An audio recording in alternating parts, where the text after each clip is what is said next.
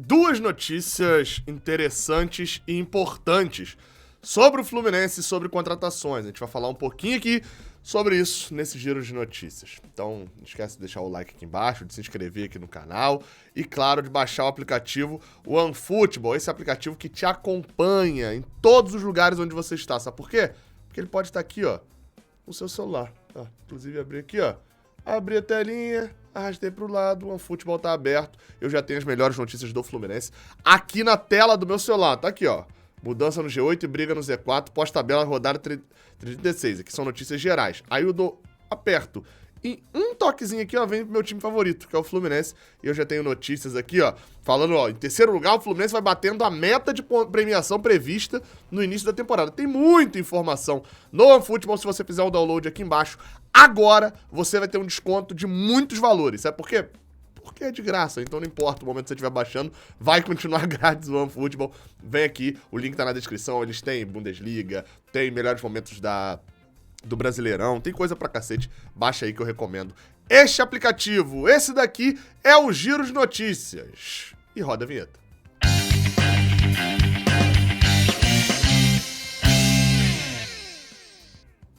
Sou Gabriel Amaral, sou jornalista formação tricolor de coração. E Gabriel Amaral informa. Na verdade, a informação vem do... A informação vem do Marcelo Neves, não, do Thiago Lima, do portal GE, de que o Fluminense tem mais de 23 mil ingressos vendidos para o jogo contra o Goiás nesta quarta-feira. Essa informação ela é do final da tarde da segunda. Então, nesta terça, o Fluminense deve vender mais ingressos. A gente deve ter um público bom ali. O jogo é num horário meio complicado, né, para quem tá na cidade do Rio de Janeiro, tá vindo ali de próxima de outras cidades também, né? É aquela história, né? Nunca tem o meio termo, nunca tem o morno. Porque ou é cedo demais pra galera que sai do trabalho conseguir chegar, e isso pra mim, por exemplo, não é um impedimento, né? Porque eu tô indo trabalhar lá, então o jogo é às 7 da noite. Por outro lado, ou então o jogo é tranquilão pra galera poder chegar. Mas é tarde demais pra galera que vai trabalhar no dia seguinte e de repente não consegue nem voltar pra casa, porque não tem transporte público e tal, com o jogo acabando meia-noite, né? Então nunca tem o meio termo. Esse jogo é jogo cedo, 7 horas da noite, acho que atrapalha até um número maior de pessoas. Mas se você puder ir, é despedida de um ano positivo do Fluminense, diria eu. Bem, agora vamos para as notícias aqui, notícias exclusivas aqui do canal. A gente abre falando sobre Pedro Raul. A gente já tá começando aquele radar e tal, exatamente. Você já tá tendo um gostinho ali de como vai ser o radar das transferências, o radar das negociações, o radar tricolor. Acho que radar tricolor é um nomezinho um pouco melhor, né? Sobre Pedro Raul, tá? Vamos lá. Fui apurar porque vi umas notícias ao longo dessa semana, do sábado pra cá, sobre o Pedro Raul ter recusado um time, ter recusado outro, porque dizia que já tinha a informação, né, que passava a ter, de que ele já começava a ter contato com alguns times, já estava certo com o time tal e etc. Bem, a informação que eu fui apurar e consegui sobre Pedro Raul no Fluminense é de que ele se destacou muito nesse ano, mas o Fluminense não entrou em contato e enfim, que é normal associarem ele ao Fluminense, até por uma coisa que eu vou falar já, né, por uma questão já. Mas até agora tudo é só especulação. Inclusive o próprio staff do jogador, numa fala ao Marcelo Braga, que é jornalista do GE. Globo, que cobre o Corinthians, que é talvez o clube que mais se tem especulação hoje sobre Pedro Raul, o Marcelo Braga tuitou o seguinte, sobre Pedro Raul, atacante do Goiás, que a diretoria do Corinthians diz não ter interesse. Segundo o staff, não há nenhuma proposta oficial de time do Brasil por ele. Acreditam que até o final do mês deva chegar algo, mas que até agora só receberam sondagens. Enfim, e talvez alguma coisa pinte de time do exterior. Bem, da parte do Fluminense, como eu falei, não tem nada até agora. O Fluminense não vê muita possibilidade em Pedro Raul. Neste momento, e isso vai ser muito importante para poder tocar. Vocês já estão aqui calejados de saber, tá? Não é com vocês aí que eu tô falando aqui agora, não. Tô falando com a galera que pega a notícia de rebarba, tá? Nesse momento, transferências é assim, ó. Vocês lembram de Goulart, Bigode não, Bigode foi fácil, mas Goulart, Cano, aí o Cano viajou pra Fortaleza. Não sei, aquela doideira que é. Transferência é muito situação de momento. Então, neste momento, 0 negociações com Pedro Raul e Fluminense, beleza? Pode mudar? Claro que pode. O Pedro Raul pode ir pro Barcelona, é só o Barcelona fazer uma proposta. Então, calma. Neste momento, até agora, nada. explicando a questão daquela lista do scout. Vamos trocar o assunto que eu explico a lista do scout. Por quê?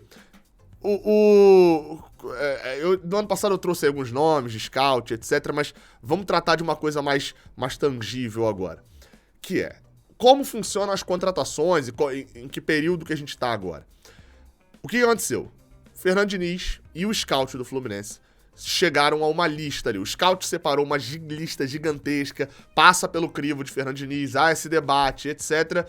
E, neste momento, o Fluminense tem lá papeladas e mais papeladas com nomes de jogadores e contatos, empresários, clubes, números, estatísticas, para poder entrar em contato agora com empresários ou clubes também, ou pode ser um ou o outro, ou às vezes os dois, para saber a real situação do jogador. Pô, beleza, como é que ele tá? Contrato vai até quando? Tem multa esse contrato? Tá topando emprestar? Tá. Beleza, ele tá insatisfeito e quer sair? Ou não, tá gostando daí? Beleza. Teve lesão esse ano, de repente só no treino? Enfim, para colher informações e sondar mercados variados. Então é uma lista de um monte de jogadores, para depois, com isso tudo separado, isso tudo preparado, ir sim para o crivo da parte executiva. Aí entra Mário Bittencourt e Paulo Angione, mais especificamente, além do Diniz e do scout com essas novas informações. Então, nesse momento é a fase de consulta. Então, nesse momento vão surgir muitas especulações por dois tipos.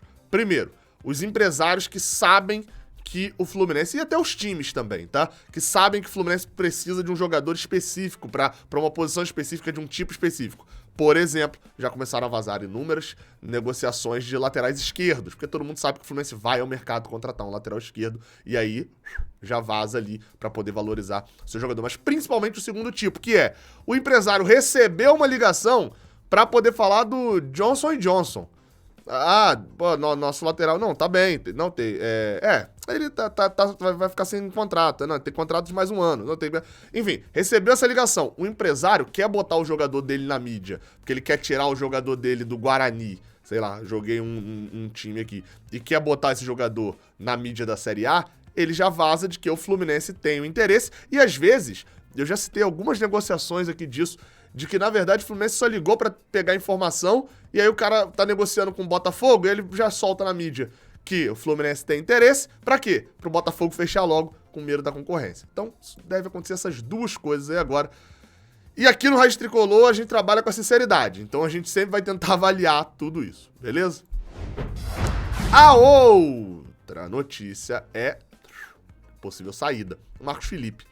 Bem, tem uma notícia do início de outubro, se eu não me engano, sobre um contato do Curitiba, do Coritiba, né, da cidade de Curitiba, do São Paulo e do Bahia. Essa notícia, como eu falei, saiu lá no Netflu já no início do mês de outubro. Contudo, a gente traz algumas informações a mais, por exemplo, de que o contato mais próximo desses três foi do Bahia e que há uma inclinação aí para um negócio, mas por enquanto o termo é inclinação, mas não tem ainda valores, nada disso não. Por quê? Explicando a história, tá? A relação de Marcos Felipe, no geral, no âmbito geral ali do Fluminense, não específico e tal, não ficou mais 100% após aquela barração na final.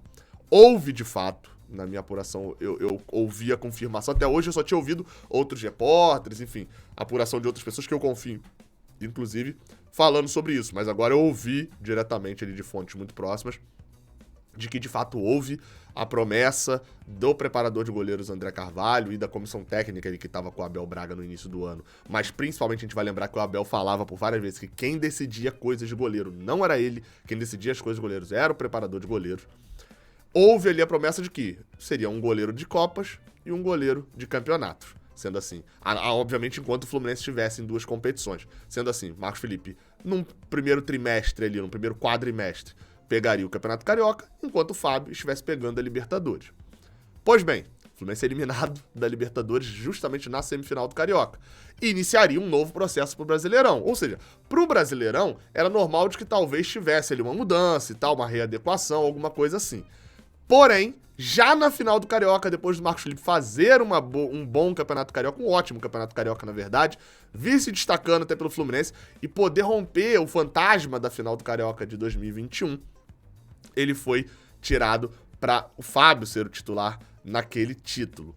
E bem, isso deixou... A relação não ficou mais 100% desde então, lembrando que isso foi em abril, principalmente porque o André Carvalho, o preparador de goleiros, é uma pessoa em que o Marcos Felipe tem muita confiança. Por quê? É o cara que tá lá desde que o Marcos Felipe saiu do Sub-17 para ir profissional, 2013. O André Carvalho tá lá, então tem uma relação de quase 10 anos. Imagina você ali, nem todo mundo aqui vai ser goleiro para ter um treinador de goleiros, né? Mas imagina esse tipo de relação. Até uma pessoa que trabalha com você, que você tem uma boa relação, vocês têm uma relação de dependência, né, no serviço, um depender do outro, etc. Imagina esse cara... acontecer esse tipo de situação do Marcos Felipe igual aconteceu. Então a relação não voltou mais da mesma forma. Só que assim, é importante que a gente precisa destacar aqui, tá? Primeiro, o Marcos Felipe não tá desesperado, forçando saída, nada disso.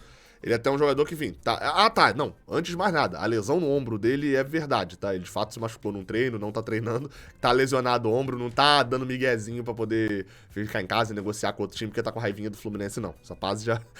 Essa fase de uma possível raivinha já passou um bom tempo. Mas um fato é assim, óbvio, você se sente desprestigiado, né? Quando acontece esse tipo de situação. Então, mas ele não tá forçando saída, desesperado, nada disso. Só que, usando um eufemismo, ele não vai ser tão rigoroso pro caso de chegar uma proposta. Ah, não, o time precisa ser assim, precisa ser assado. Não. Até porque Marcos Felipe, né, já tem 26 anos, ele quer jogar, é óbvio que ele quer jogar. E quer jogar também num grande clube e com essa situação que aconteceu no Fluminense, talvez tenha acontecido um abalo um pouco maior do que seja possível contornar. Com a renovação de Fábio para 2023, também tem ali aquela questão, né, do tipo, ele quer pegar a experiência de Fábio, mas ele quer jogar também, né? Bem, já pelo lado do Fluminense, apesar de valorizar muito o Marcos Felipe, achar que é o goleiro preparado para ser o titular após a saída de Fábio, o Fluminense também não descarta vender o jogador. Se vier uma proposta financeiramente boa e etc., o Fluminense também não descarta de que vai vender o Marcos Felipe. Não é aquele negócio de liberar de graça, emprestar, nada disso. Não tá liberando o jogador. Mas acredita que se vier uma proposta financeiramente interessante, o Fluminense vende. Marcos Felipe se interessou por... Aí onde eu falei que teve uma intenção ali, uma inclinação. Marcos Felipe se interessou pela proposta do Bahia. Inclusive, já chegou a entrar em contato, durante o mês de outubro, com Danielzinho, que fez a base junto com o Marcos Felipe, são contemporâneos ali da geração 9-6, e está jogando no Bahia já desde 2020. Então já está na sua 3ª temporada no clube baiano. Dessa forma, entrou em contato para poder pegar informações com o Danielzinho, que inclusive fez gol agora no jogo do acesso do Bahia, e que tá bem por lá, assim. O Danielzinho é um cara meio estável ali também, né? Ficou um tempão no Fluminense, para depois ficar um tempão agora no Bahia. Enfim, então, dessa forma, isso fez com que o Marcos Felipe também já tivesse uma inclinação um pouquinho maior pelo clube soteropolitano. Mas, obviamente, nada ainda chegou ao Fluminense, e Marcos Felipe tem contrato de mais um ano, pelo menos, com o clube aqui das Laranjeiras. Ou seja, para qualquer saída de Marcos Felipe, não basta ele se engraçar com o Bahia, não basta ele gostar da proposta, ouvir, mas o Bahia é safado. Não, vai ter que descarregar grana em Laranjeiras. Marcos Felipe pertence ao Fluminense, como eu falei, com um contrato até 2023, dezembro de 2023, e pertence 65% do passe dele ao Fluminense. Os outros 35% pertencem a terceiros. O contrato de Marcos Felipe é muito antigo, então permitia que... Essa regra mudou na FIFA, né? Mas como o contrato é muito antigo, ele permite que seja ocultado ali de quem são esses 35% do contrato. Nos contratos mais novos já não permitem mais isso. O que você faria no caso de Marcos Felipe? Você sendo o Marcos Felipe, o que você faria? E você sendo o Fluminense, o que você faria também? Diz aqui embaixo no chat. Tamo junto, até a próxima. Valeu.